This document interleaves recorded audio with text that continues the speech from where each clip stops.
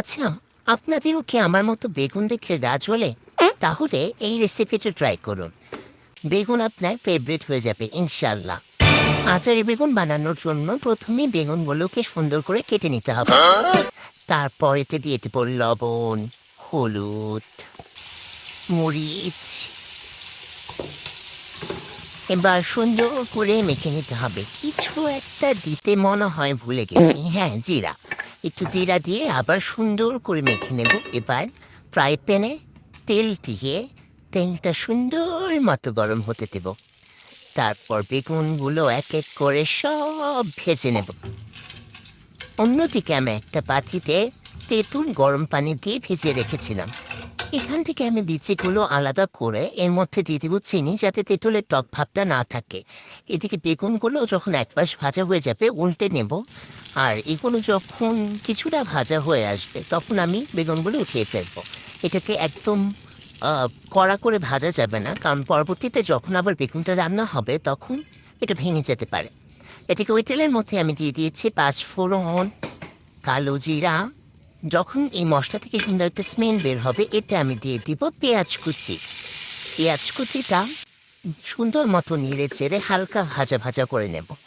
এরপর আমি এতে অ্যাড করব পেঁয়াজ বাটা।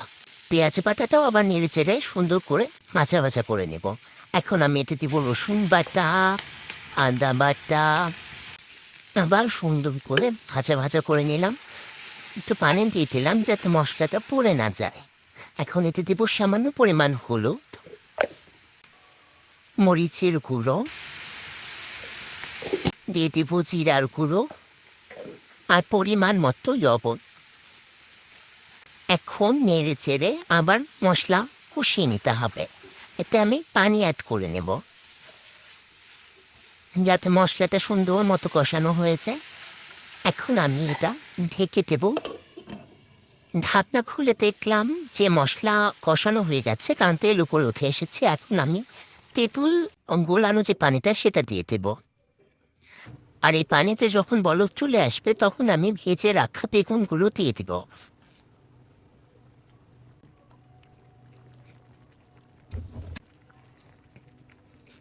এরপর এতে দিয়ে দিতে হবে কিছু কাঁচা মরিচ, যাতে সুন্দর একটা স্মেল আসে। রান্না যখন প্রায় শেষের দিকে তখন এতে আমি ধনিয়া পাতা কুচি কুচি করে দিয়ে দেব।